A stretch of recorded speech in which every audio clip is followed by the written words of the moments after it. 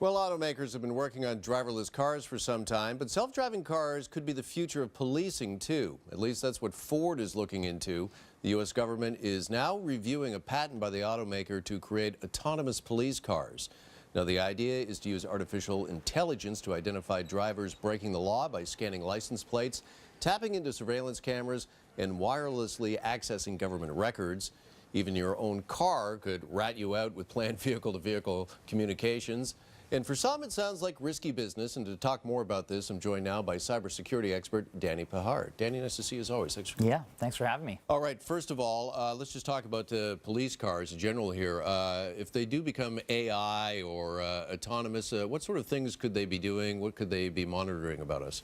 So we've seen forms of this already on traffic light cameras, right? The police aren't there. You pass a traffic light, you run a red light, and it gives you a ticket, right? You're going to see more things like that, more automated responses, as in looking for us, driving to spots where they can stay hidden and where no police officer is in the actual car, but they're videotaping you, they're taking your picture and going after your records. All right, so would this be like a rolling red light camera, basically, then? Pretty much, yeah. Yeah, it could be a version of that, absolutely. Yeah. What are the dangers associated with this when it comes to our personal security?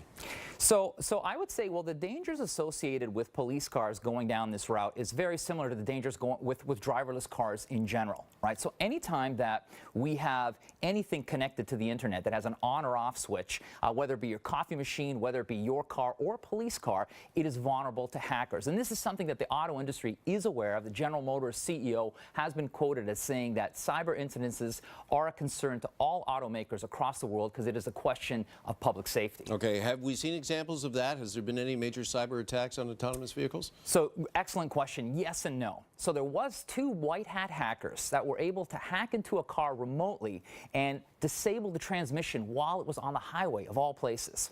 Now, the reason why I say yes and no is that those were white hat hackers, meaning that they were doing this not maliciously. It wasn't an attack. It was part of a controlled research experiment. So there hasn't been a malicious attack.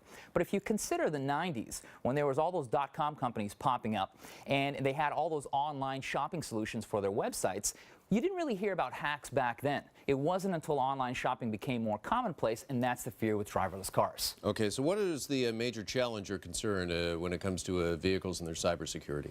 So the big challenge here is that cars simply have so many electronic components, also referred to as electronic control units. ECUs. So the fear is a hacker can get in and they can crack one of your less serious ECUs, like a car's Bluetooth or your car's infotainment system, and once they're in there, they can then crack something much more serious, like your brakes or your engine. Then you've got some real trouble. You combine that with the fact that cars can have 100 ECUs, cop cars even more, representing over 100 million lines of code, and that is so much to protect. That gets very complicated. All right, so moving forward, I know in years past, vehicle manufacturers, they've really been working hard at developing security for your car so it can't be stolen. Now are we more concerned about the security for the information that's inside your car? For the information and for the ability to stop somebody from taking control of your actual car and those serious ECUs like your brakes or your engine. Absolutely, that's what you're going to see. And you're also going to see, my prediction is you're going to see the government getting involved and some strict regulation with the type of cybersecurity that comes out with these driverless cars. Yeah, just finally, Danny, to bring this conversation full circle, go back to the police cars, these autonomous police cars or AI police cars into the future. Certainly we can save money, I guess, when it comes to labor costs. We don't need as many actual police officers on the streets here.